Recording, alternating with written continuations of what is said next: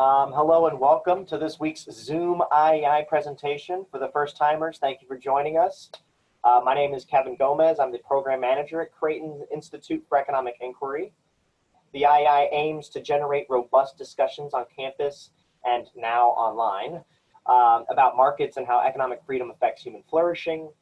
We host all kinds of cool activities such as reading discussion groups, research opportunities, and insightful presentations like the one we're tuning into today. If you want to find out more, feel free to reach out to me or go to our website, www.creighton.edu/IEI. You can check us out on Facebook or jump on our mailing list to find out how to participate in some of these cool activities online and on campus whenever we get to that point. Today, though, our guest is Dr. Jeremy Jackson. He is an assistant professor in the Department of Agricultural and Applied Economics at North Dakota State University. He's also the director of the Center for the Study of Public Choice and Private Enterprise at NDSU, which is really cool. So his research spans topics that intersect with public economics, political economy, industrial organization, regulation, all of this. And so as analyzing strategic interactions is one of his many research fortes, it's obvious that the COVID-19 pandemic and the subsequent policy responses are low-hanging fruit for Dr. Jackson's insights. So we're really excited to hear more about this, and we hope you enjoy the presentation. So without further ado, Dr. Jackson, the screen is all yours. Hello, well, thank you for having me. I'm joining you from my home in Fargo, North Dakota. Every now and again, I'm in the basement. So every now and again, I hear the pitter-patter of children's feet going across the ceiling. So if I get distracted with a little every now and again, you know, that's what's going on. And I'm using my Blue Jays mug from my last visit out in Creighton. I don't know if any of you tuning in were here when I was there back a couple years ago. But today I'm going to talk a little bit about some of the trends that have happened in North Dakota regarding occupational licensing and some of the things that have come out of it recently in response to the COVID-19 pandemic. And then, I guess I'll go ahead and, if you're watching the slides, show you my little outline. After we spend a little bit of time talking about occupational licensing, I just want to, I don't know how well we can actually have a conversation in this format, but we'll see what happens. But we'll ask some of the big questions of why do we actually see regulation happening? And in particular, why do we think we might want to relax some regulations in a certain time of emergency? And because I'm an academic and you're giving me a platform and I love to talk about research, I'll also tie this in to some of my research that I've been doing, give me some chances to talk to you about some empirical work actually on regulation that ties in very interestingly, I think, to some of what's been going on. So I know that most of you are probably not too familiar with the state of North Dakota. We're a fairly small state, but we are actually one of the few states that is a net exporter. So we produce as a state more than we consume. And in fact, we export things internationally. So we're not just talking about outside of the state, but international exports. And as it turns out, I should also let you know that one of the interesting things about North Dakota's economy is that it tends to be acyclical to the US economy. That is, when the US economy is doing really good, we tend to do not so good. And when the US economy is doing not so good, our economy tends to boom. What that's meant is that as much of the world and the United States was experiencing our last recession, North Dakota's economy was actually doing very good.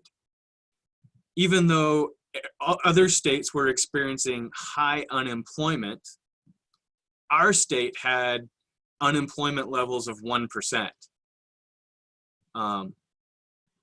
What that means is our employers wanted to expand, they wanted to grow, they wanted to hire new people, but they actually couldn't find enough people to hire.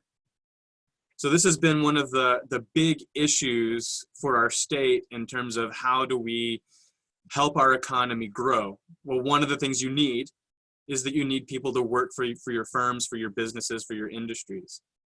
So actually our center did a survey of people who employ, employers essentially in the state back in 2017. We did this in conjunction with the state of North Dakota and the Chamber of Commerce. And one of the things that we found was that 28% of job openings go unfilled longer than 3 months. And actually, it's typically much longer. And it's greatly perceived by hiring managers that the inability to hire and retain workers is one of the main hindrances to their economic growth. And this survey came out of some of the initiatives of who was then a newly elected governor, Governor Doug Burgum. And I'll talk a little bit about him as we progress too. But one of the things that came out of this was that the governor created the North Dakota Workforce Development Council, and he created it through an executive order. And they had a charge. All work for, or anytime the governor creates a committee or something like that, they always have a charge. Part of the charge, and I've listed out some bullet points here, was to identify the workforce needs of the state and recommend steps for meeting those needs, and establish goals for the development and coordination of the education, employment, and training systems in the state. And this is one of the statements that I've got here in this final quote on this slide. This is one of the statements that the council actually released shortly after it was created. So revamping our state's current occupational licensing requirements will allow North Dakota to be better suited to address workforce challenges by making our state more accommodating to new and current residents seeking employment opportunities. So this is one of the things that this Workforce Development Council immediately latched onto was the need to have occupational licensing laws that would allow people to actually move to our state because we don't have enough people here, and then actually be able to be employed. So this was an important thing. The governor brought a lot of attention to it. They actually made a recommendation which became law. And this is really, I want to say, the only thing that's really come out of the Workforce Council in terms of things that have been enacted. They're still reviewing our state's occupational licensing laws and trying to find ways to relax them. But what they did do is that in our last legislative session, they passed a bill, which was of course then signed by the governor, that gives occupational license reciprocity to all military spouses. So if you are a military employee and you have a spouse that works in a field that requires an occupational license, you were licensed to be a barber in a different state before you moved here, you would not have to seek relicensure in our state. We would recognize that license that you already earned. And that works for teachers. It works for any field that requires a type of an occupational license. And this was, of course, one of the ways that this was sold was that it's not only is it going to help the economy by allowing more workers to work in our state, but of course, we're helping out our men and women in the military. So very politically popular. But the problem is North Dakota, and I pulled some of the more recent data, North Dakota had over 15,000 open jobs that were posted just online through the North Dakota Workforce website has a job portal. 15,000 jobs might not sound like a lot, but our state has not that much more than 700,000 people in the entire state. So 15,000 job openings is actually a big number. And there are only, I mean, if you add active duty and National Guard, workers, there's only 11,000 actual people that fit that category. And if every single one of them has a spouse, that would give us 11,000 spouses. And they would, for this to be effective, they would all need to be seeking employment in one of these categories that requires an occupational license. So what does this mean? I mean, this is one of those policies that's kind of popular and easy, but it's really not having any impact at all on the workforce situation for our state. So part of my argument, and I'll make this argument for another area as well. But my argument is that if this type of reciprocity is a good idea for military spouses, why isn't it a good idea for spouses of university professors, or spouses of teachers, spouses of electricians, plumbers? Why don't we all have the same privileges of reciprocity? And why do you have to be a spouse? Why can't we just give reciprocity to people who are licensed and have met criteria? We know that they know what they're doing. Anyways, so that's the key thrust of my argument is, if this is a good policy for this group of people, it's also a good policy for us to have more globally for the whole population. So now we'll fast forward and think about what else happened with the onset of COVID-19. And one of the things to understand, and I'm sure that a lot of this is true of Nebraska as well, but one of the key areas that we have a workforce shortage in is in medical services. We don't have enough doctors. We don't have enough nurses. We don't have enough dentists. And most of our medical force is also, of course, located, I'm fortunate to live in Fargo, which is the medical center, but the rest of the state is especially rural. And it's hard to convince medical professionals that they should live in rural areas. So how to give access to care is a major issue. And of course, as you have a pandemic hitting, access becomes an even bigger issue.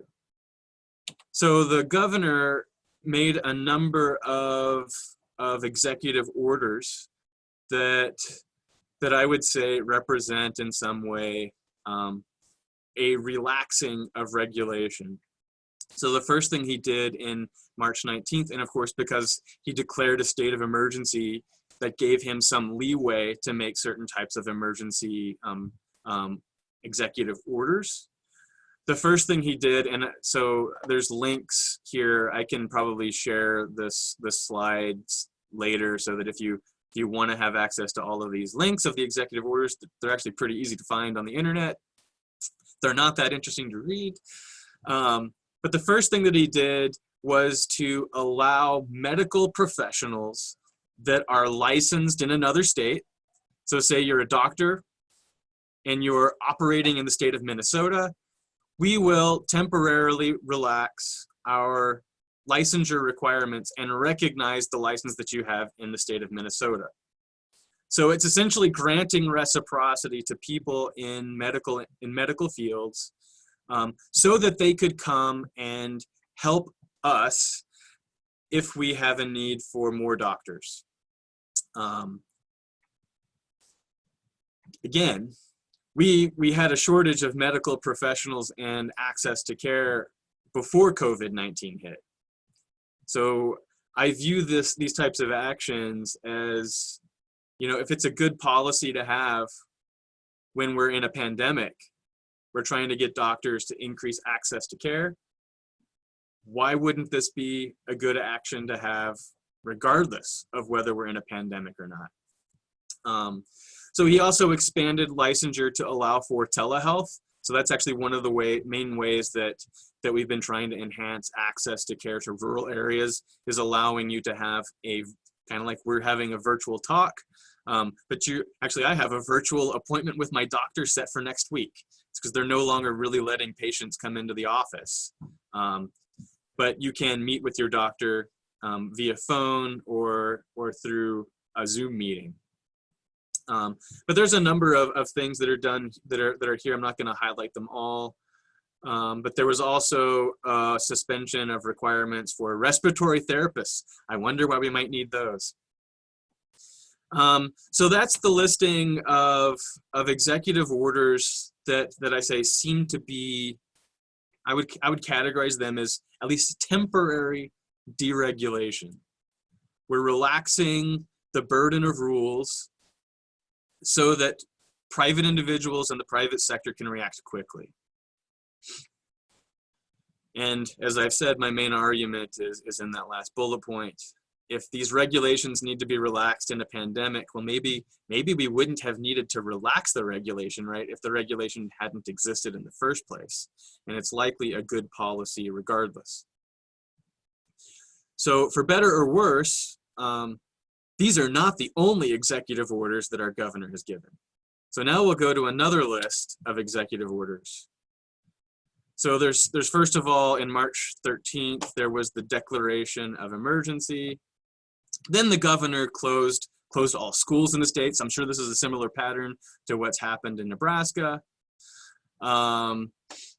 Restriction for state facilities, forcing schools to go to distance learning, creating a health officer. If you read this one, this executive order, the health officer is given some pretty broad powers to make unilateral declarations. Closing of businesses. So I can't go get my hair cut at the moment. Luckily, I don't really have that much to cut, but all hair salons, luckily I'm not really that into tattoos, so I'm not worried about the tattoo parlor being closed. But businesses are being shut down. Let's see, there's some other things here. There's some requirements on quarantine times, etc. I'm not going through them all, nor did I list them all. But the point is, there's a lot of executive orders that also fall into a category that are increases of regulation, increasing the restrictions on what we as private individuals or the businesses that we work for, whether they be a state business, like I work for the state university, or if you work for a private firm, and also restrictions on what local governments are allowed to do. So the state is creating rules about all of these things. And this is where, I start to think about things and where I start to get concerned. And part of what I get concerned about has to do with the questions that I have on here. And I don't know how many of you are logged on, but I think about it in terms of, oh, I clicked something I didn't mean to. Mainly this issue of what is the motivation? Why do we think we need to force businesses to close? Why do we need to regulate inside of a pandemic? So think about that for a second. I don't know if any of you are willing to chime in with a response, but this would be an open invitation to speak if you want to. What do you think motivates this type of regulation?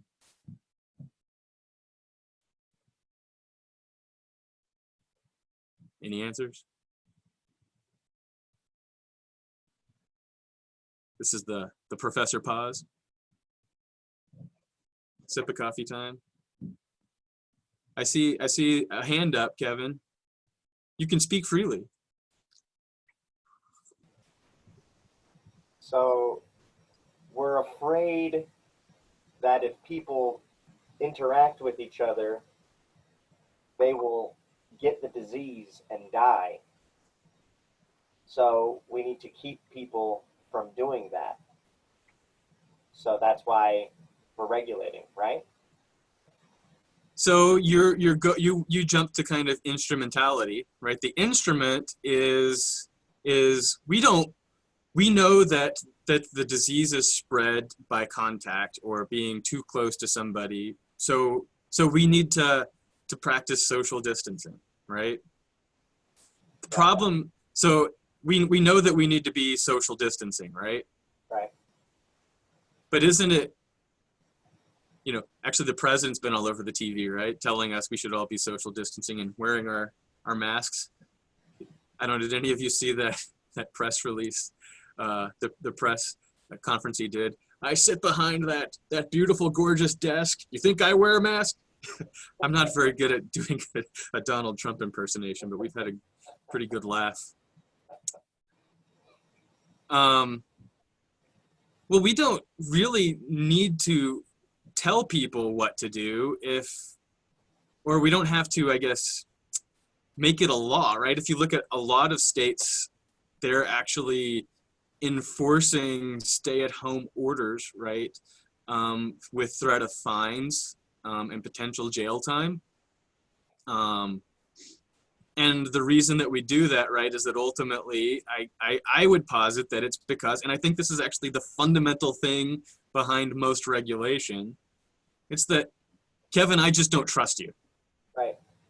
I think that I can give you all the information in the world about how terrible things are and give you the best reasons why you should stay at home and not spread COVID-19. But either I just think you're, an evil person that needs to be controlled, or you're too stupid to understand, or, maybe, fill in the blank, right? But ultimately, I don't trust you to make a good decision. Right. So and I think this is ultimately what's behind most patterns of regulation, is that we don't trust firms. That's why we need to have environmental regulations, because we can't trust them to make the right decisions about whether to pollute or not. We can't trust people who purport to be doctors. They might be a doctor, they might not. So we need to regulate and create an occupational license regime to ensure that the person who purports to be a doctor actually is. But behind it is this issue of trust. And that's what starts to concern me. And that's where this ties into some of my own research. Okay. Part of the issue is as I purport, when we don't trust people, we replace trust in people with trust in a system of regulation and rules.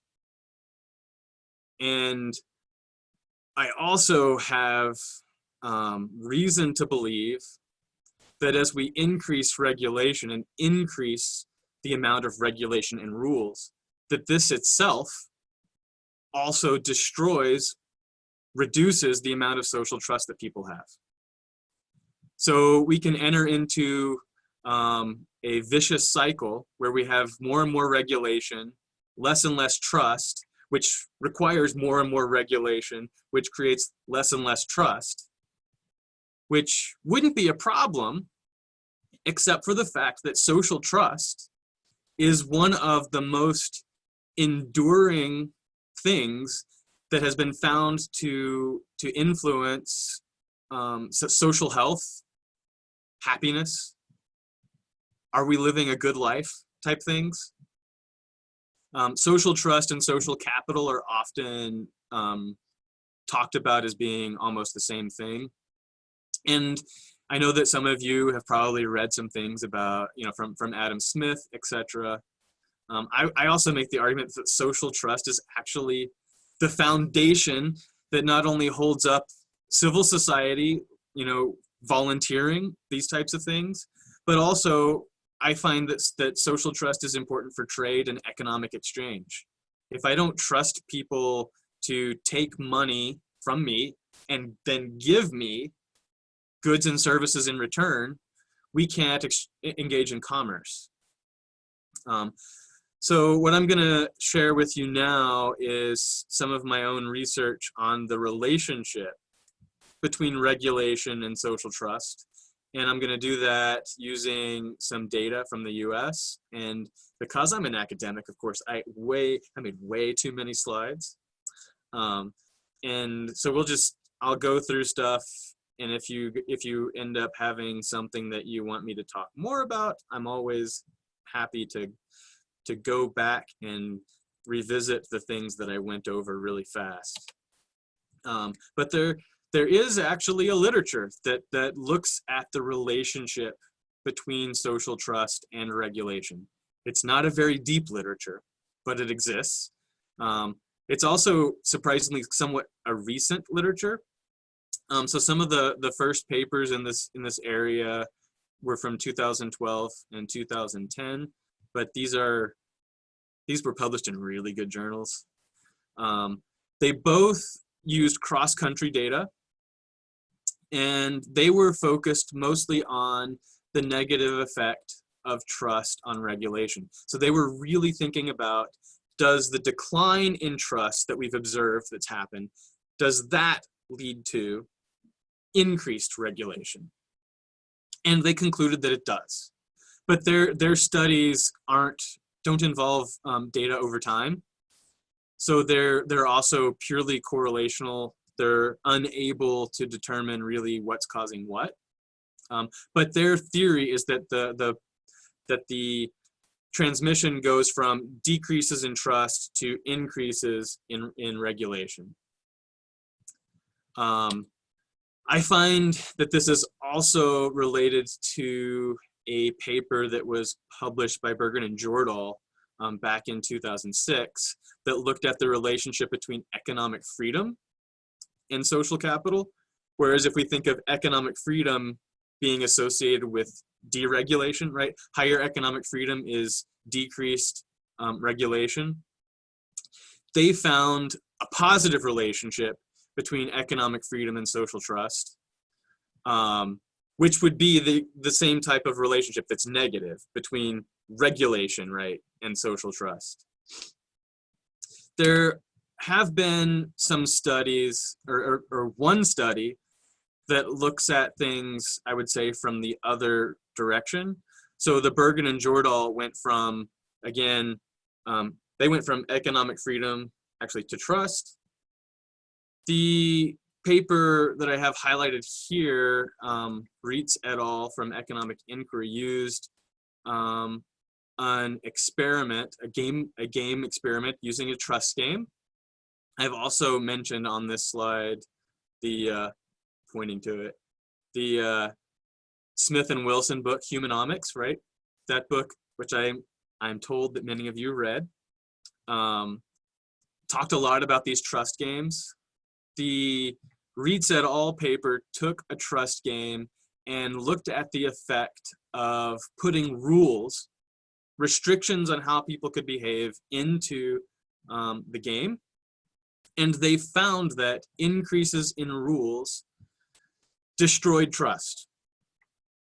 And I tend to find that this is consistent. Of course, their paper came out before the Humanomics book did.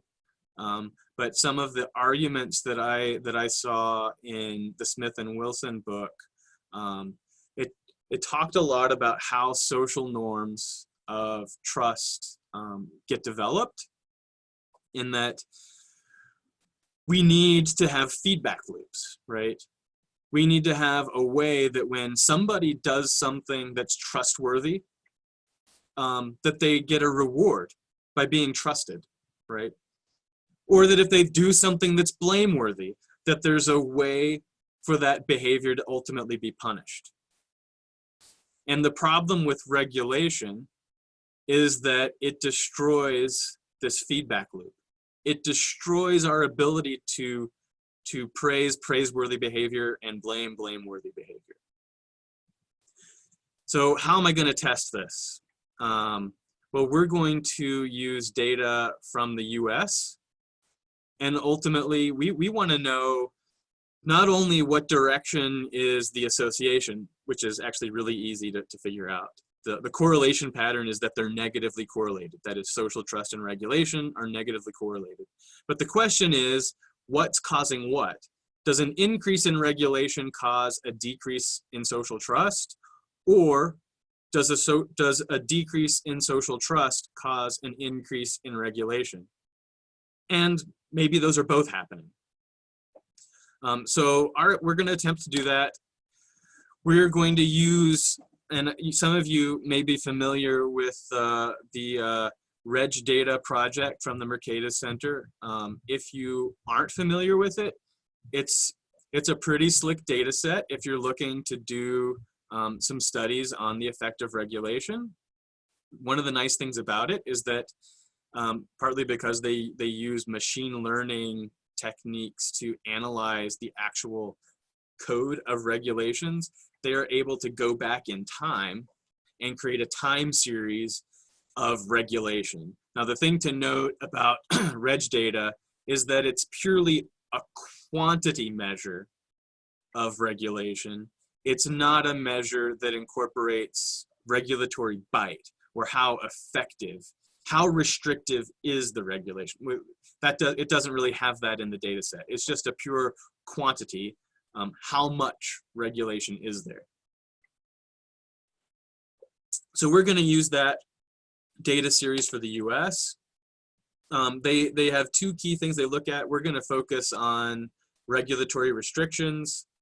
So like I said, they've used machine learning algorithms to tease out how many regulatory restrictions are contained in the US federal code. And over time, this shouldn't surprise you. This actually doesn't go back very far. I'll show you some series that go back farther. But regulation, both in terms of restrictions and number of words in the regulations, have been steadily increasing over time. Since we're also interested in trust, I should tell you how we're going to measure social trust. We're looking at the US. In the US, really the only place that we can go to get data on social trust over time is the General Social Survey. And much of this data is also freely available for download. So you could go to the, now that I want to say it, I didn't put on my slide, then the NORC, I can't remember exactly. They're based out of the University of Chicago, but you can download the GSS data from 1972 to the most recent one and have it there to analyze for yourself if you had a research project that you wanted to use that data for. It's a big survey, okay? It asks a lot of questions. And I'm looking at one question on this big survey. So they ask a question, and I've got it here. Generally speaking, would you say that most people can be trusted, or that you can't be too careful in dealing with people? And people have three responses. One of the responses is most people can be trusted. So what we do for our variable is we say, well, what percentage of people responded in a year? Most people can be trusted. And that's our measure of social trust in a given year. There's a lot of difficulties using this data, but I'm not going to go through the specifics of some of the GSS peculiarities because it's not that interesting or fun. It's way more fun to get to some of the looking at the actual data. Because we also think that social trust has a relationship perhaps, and especially if we think about regulation, it might be related to how much we trust various industries or sectors that we might want to regulate. So we also include some responses from the GSS on trust in institutions. For example, we have responses to how much people trust the press, how much people trust medicine. So we know that the medical industries are highly regulated, likely that how much we trust medical professionals or the institutions behind medicine might determine how much we need to regulate it. But also if Congress is the ones that determine the regulations, how much we put trust in Congress, legislators, to actually be the purveyors of regulation, right? If we don't trust our legislators, we might not be as likely to have them take on regulatory oversight. So we use that data as well. So here, this gives you a real overview, snippet look at the patterns behind, what's happened in social trust. So social trust is the red line, and the green line here is regulation measured in words. In this graph is almost identical, except that instead of looking at regulation in terms of words, this is in regulation in terms of restrictions. And social trust in the 1970s was kind of bouncing around a little bit, but it was bouncing around at relatively high levels. This pattern, this decline, is something that's been highly documented. Robert Putnam became very famous for writing a book called Bowling Alone, where he chronicled essentially this decline in civic nature and in social trust over time that we've seen in the United States.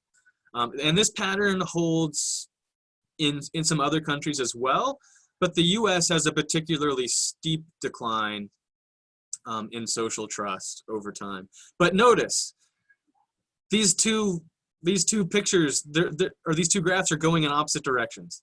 That's when I said the correlation is clear. There's a negative relationship between social trust and regulation. And the question is, how can we tease out causality from this? How can we know which variable is causing which variable? This is the pattern for social trust in institutions, or the institutional confidence measures. And before I get into some of our methods, I'll show you some of our statistics. Not that I'm really going to talk about any of these numbers, but this gives you a full listing of all of the pieces of data that we're going to look at. So we'll look at overall restrictions as a measure of regulation, but then we'll also take a finer look at restrictions and we'll look at 3 different industries: the health industry, the finance industry, and mining. Why mining? Well, because it's functionally very different than health and finance. So it's just kind of interesting to look at this other industry. We have data on trust that I already talked about, our confidence in the various institutions, but we also are going to account for economic growth. A growing economy might conceivably need more regulation. Income inequality. Income inequality can be related both to social trust and to regulation, as can unemployment. Okay, so we include unemployment and growth primarily to help control for business cycles and stuff like that. So that's our data. What's our methods? And this is where things get a little bit tricky. I'm not going to go into the details, okay? But we're going to estimate what's known as a vector autoregression. It's a econometric method that looks at a system of time series equations. We're going to use a VAR with 2 endogenous variables, and I'll show you the equations that we use actually on the next slide. The other thing to note is that we take logs of all of the data, okay? And we actually are also taking the first difference of all of the data. So when we do our econometric tests, we're actually looking at the log difference in all of our data points. And there's technical reasons that we do that.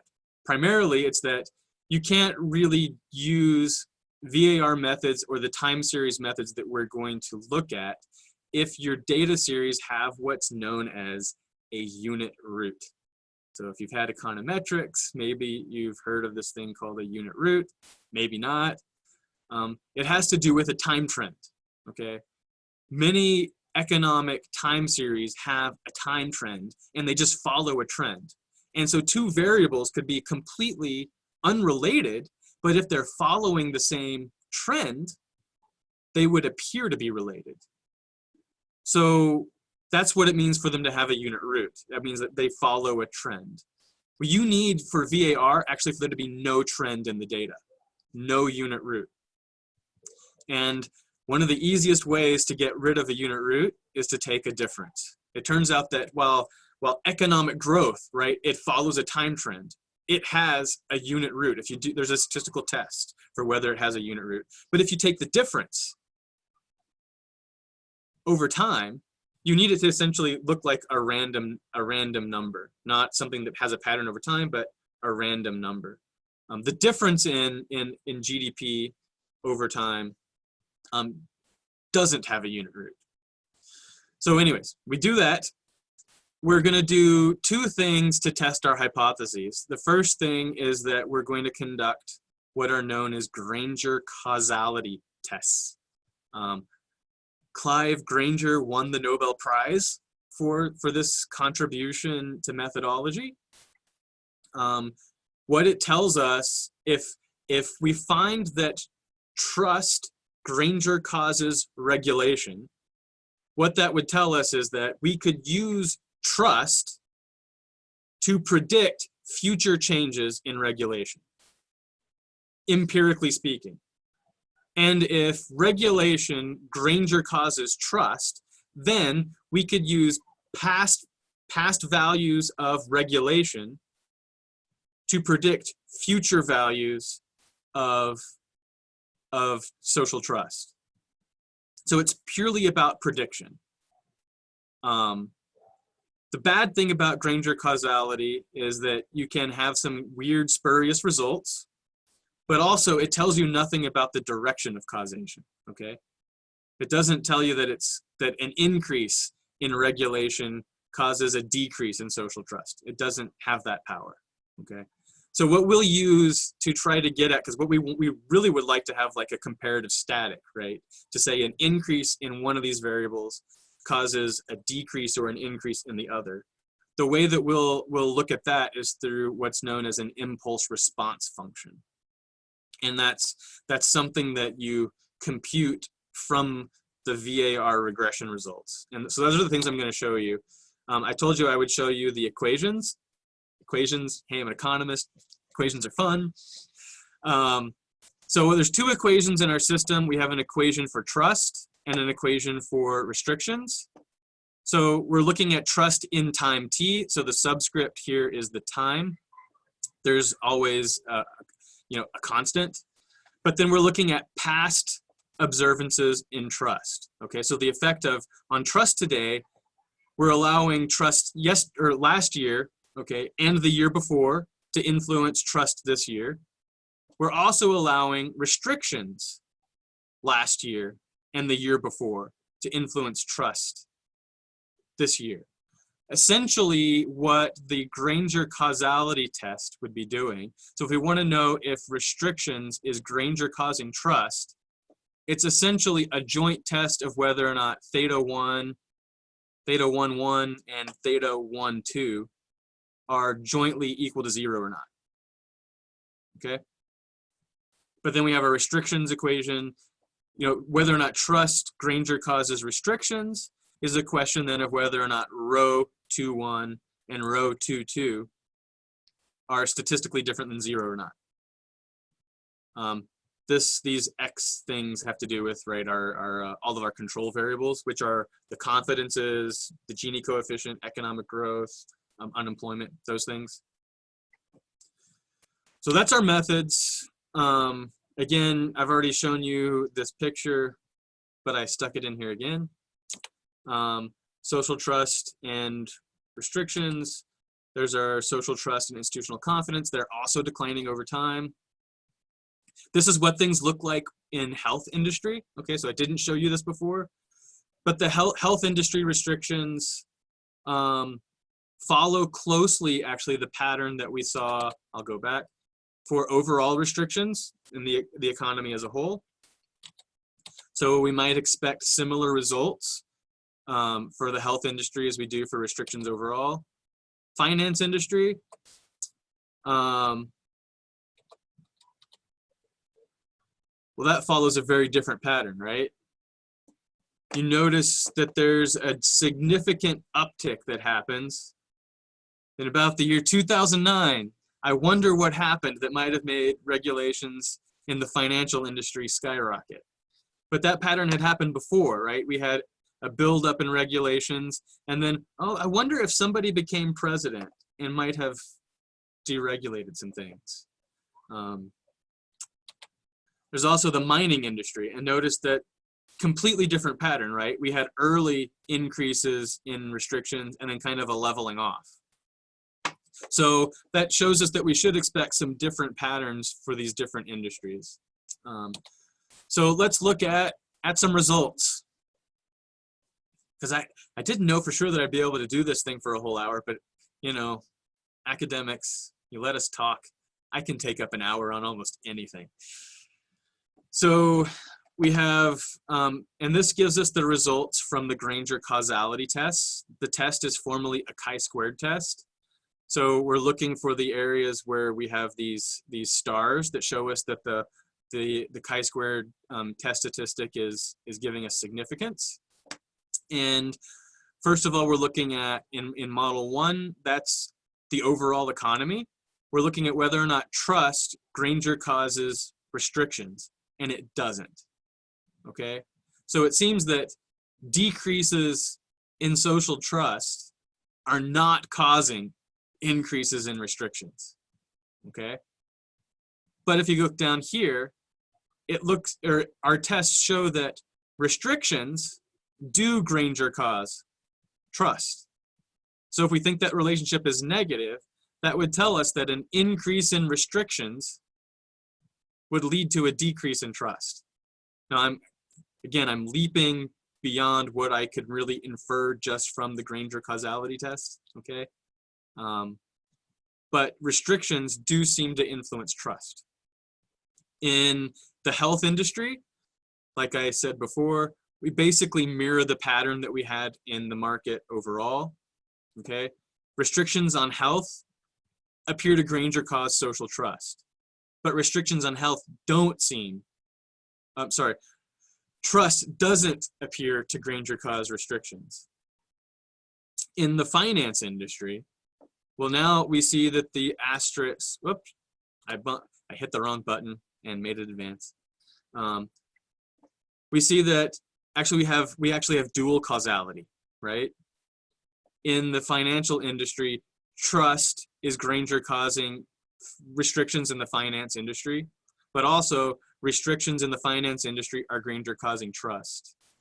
And we have that same pattern holding in mining as well. But I think what's most interesting here is not really the Granger causality, but the impulse response functions that I mentioned. And these graphs can be a bit difficult to interpret, okay? So we'll look at one and talk about it. So this is looking at, and this is called an impulse response functions, and we're going to go through them in essentially the same order that we did on that Granger causality slide. So we're first of all looking at the overall economy and restrictions on the overall economy, not just in those isolated industries.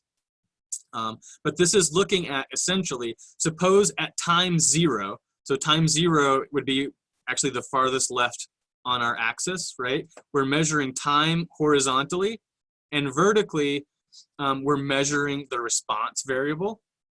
Okay, but we're supposing we're doing an experiment. At time 0, we are going to have a 1 standard deviation increase in restrictions. And it's just one time period, okay? What the impulse response function does then is map out the effect of that at one point in time, that 1 standard deviation increase in restrictions, the dynamic response that changes in trust have. Remember, all of our variables are in changes. That's part of what makes this a little bit tricky. But time period 0, okay, we have a shock. A 1 standard deviation increase in the change in restrictions. So we have an increase in regulation. one time period later, there's basically zero effect. This is I think, my memory is that this is the 95% confidence interval. Okay, so this is like a point estimate, which the point estimate is about as close to zero as you can get, right? So 1 year later, there's basically no effect on social trust. But 2 years later, that's where we see that effect come in. So it takes 2 years for an increase in regulation to result in a decrease in social trust. But then, you know, social trust pretty quickly goes back to having a zero effect. But remember, since we're looking at changes, it's like we're moving to a new overall level, and then there's no more changes happening.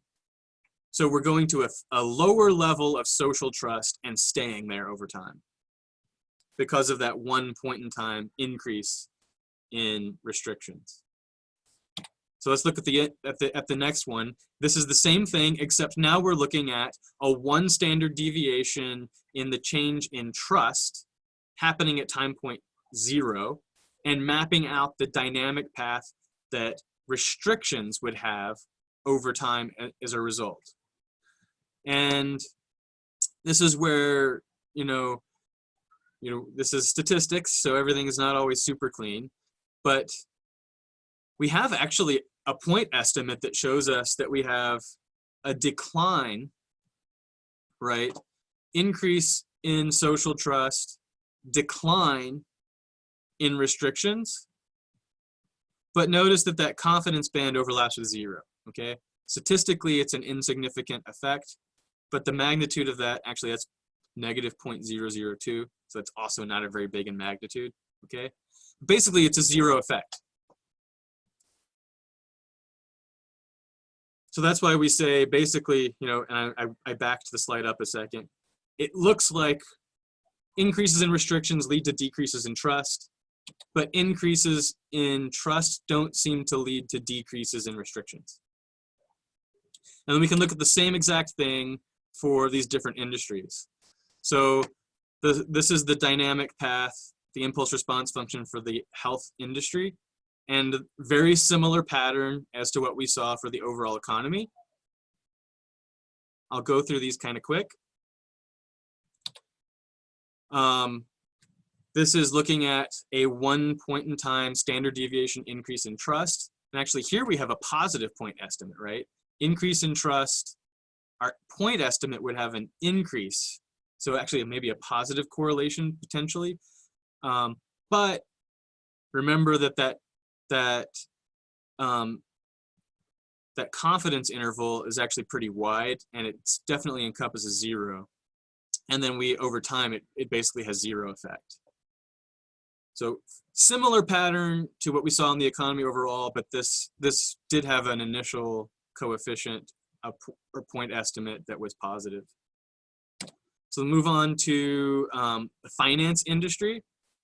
So this is again looking at a 1 point in time increase in restrictions and the effect on trust.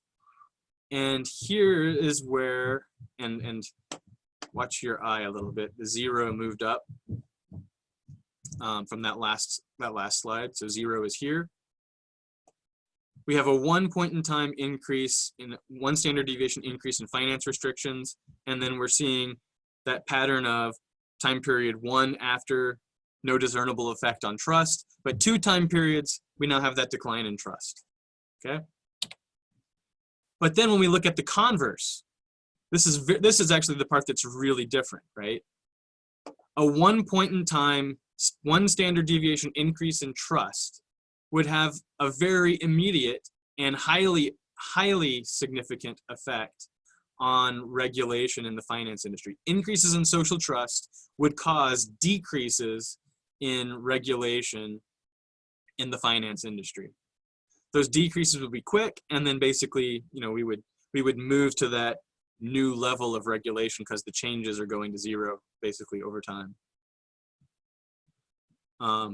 So that does have a different pattern than health and the economy overall. And then if we look at mining, So again, we're looking at first the increase in restrictions on mining and its influence over social trust. And here's where we have what's a fascinating pattern, right? Here, an increase in restrictions in the mining industry actually can lead to social trust, okay? So it's got an opposite effect. So it's possible for an increase in restrictions to lead to increases in social trust. I will say that the mining industry is kind of a peculiar industry though. When it comes to increases in trust and the effect on mining restrictions, there is a negative effect initially. It's just barely statistically significant, and then it disappears to zero over time. So with that, I'll begin a conclusion. And part of my conclusion is just that, you know, I personally get worried when we see a rush to increase restrictions and regulations on how people behave, and especially because I think the main pattern behind our increased regulations as a result of COVID-19 is out of distrust. We're creating these regulations because we don't trust other people to do the right thing. And I think that's exactly the situation where the increase in regulations can actually feed into the fear and create what could be permanent decreases in social trust, which could hinder our ability to move forward as we try to recover. And, you know, the way that I like to end things is, well, so what? You know, what can I do? How can I, as an individual, have an impact? One thing you can do is you can do things like write op-eds. Okay, so one of the ways that I ended up talking to you today is that Kevin spotted an op-ed that I had written about our occupational licensing in North Dakota. I actually just submitted another op-ed today that actually talks much more about what we talked about on my research today, which is this relationship between regulation and social trust. And, you know, in terms of what can we do, I think the main thing is that we as individuals need to make sure that even in a time of pandemic that we still behave as trustworthy people ourselves. It's hard for us to have control over what other people do, but you know, people often do follow lead, and the golden rule often gives us great advice on how to live our lives. If we want people to treat us in ways that we like, we should treat them in ways that they like. And one of those things is that if we want people to trust us, we should live a life that's trustworthy. So that's kind of where I conclude. And don't try to force other people to do the things that you think they should. So that's the end of all I've got. I don't know if we do Q&As. I know it's kind of weird and hard to do Q&A at the end of these things, but I'll turn it back over to Kevin to direct the path. Yeah, I mean that was awesome. Thank you so much for presenting on that. I think social trust is it's a very relevant issue now, especially with now with people kind of enforcing their own social norms, you know, or enforcing kind of being the enforcement of different regulations, right? So calling in whistleblowing if people are gathering together, you know, more than 10 people are gathering together and whistleblowing, they don't have a mask on or they don't have gloves on. It's like, okay, so it's definitely, I see that kind of contributing. I can see definitely the correlation. The causation is you know, still should be looked at a little bit more deeply. But I mean, if any of you all have any questions, I posed a couple questions in the chat related to, there's a new survey that came out relative to the COVID-19 pandemic where these developed countries are seeing low levels of satisfaction with their fellow citizens on their response to COVID-19. So similar to like this idea of like maybe people are just being too lax, not taking it seriously. Whereas in China, the satisfaction with their fellow citizens' response to the pandemic is really, really high. So where the U.S. is at 34%, Germany's at 34% satisfied, UK is 26% satisfied, China is 78% satisfied. So I don't know how much of that is just bias. I feel like China, it may be more regulated than, I don't know, we don't know much. Maybe China is more regulated than the United States, maybe not. Maybe there's something else there, like some sort of social norm, some honor. So Michael Thomas was kind of bringing up kind of honor-based kind of trust, where, I don't know, where we, honor-based conformity, where we have to like kind of not cheat ourselves. There's these weird kind of like social norms that we impose on ourselves and when we interact with others. So I don't know if any of that kind of relates to the COVID-19 and what implications that has on kind of social trust. I don't know if you have any thoughts on that. I think it's extremely relevant. The thing about, like social trust and how it works, it's a part of culture. And I think if you look at like Sweden's response too, they've been like the sort of, I don't know, just the, hey, we're not going to tell people what to do, people. Right. And, in South Korea, people have a culture where they are used to doing things very differently than we do. They're used to don't want to say used to just doing what the government tells them to, but they don't have to have in place these stringent rules, because when people are told, hey, this is a problem, people are used to responding as a civic-minded group, and they don't need a regulator to come in and enforce it because they already have the cultural mechanisms to enforce those social norms. Yeah. And so I think it says something about U.S. and social norms in the U.S. Right. But maybe part of the problem is that a lot of people are not behaving in trustworthy ways. Right. Yeah. Well, cool. So I think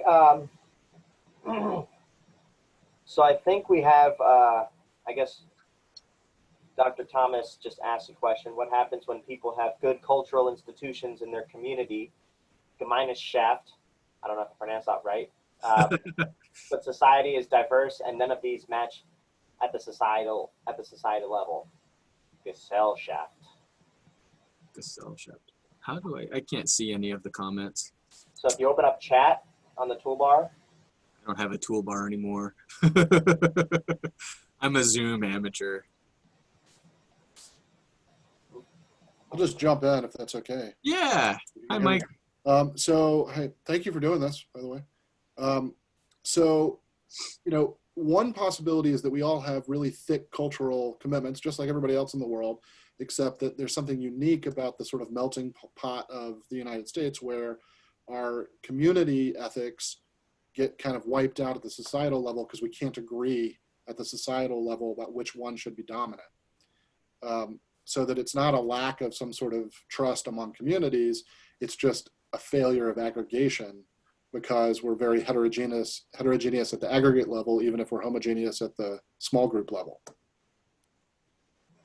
Well, and what you would be arguing for, I think, would be that we should not have federal action. Perhaps it's better to let individual states, individual municipalities, individual civic groups to have their own unique response. Which certainly, I think the response in Nebraska should be different than the response in New York City. Yep. I don't think that's a strange thing to say, right? I think everybody would agree with that in some level, but somehow there's this sense that we have to have one united front against this thing, and that's really appealing because it like as Hayek would say, this, triggers our tribal brains, right? And I guess I've been working really hard trying to understand, we often go between micro and macro in economics. But there's also these meso level, these mitigating institutions. And states do a terrible job at that because I guess they've really never been asked to do it in the last 150 years. But they do a terrible job of sort of reconciling the federal versus the community level, the Gesellschaft versus the Gemeinschaft level. There's something in the middle there that is just failing miserably. So my governor can't articulate why Nebraska is different than New York. He knows it is, and he's going to do some things to like stand up to the sort of recommended policy of the CDC and the Surgeon General and all that kind of stuff. But he can't really articulate why. Well, North Dakota's in the same position. We're one of the rogue states that doesn't have a statewide stay-at-home order in place, and so the national media likes to lambast North Dakota and our governor because he's not toting the party line, so to speak, on the issue. Yeah. Well, cool. So I think we've surpassed our hour. So that was thank you all for sticking around. Thanks, everybody. Yeah, and thank you, Dr. Jackson, for joining us this morning. We really appreciate it. My pleasure.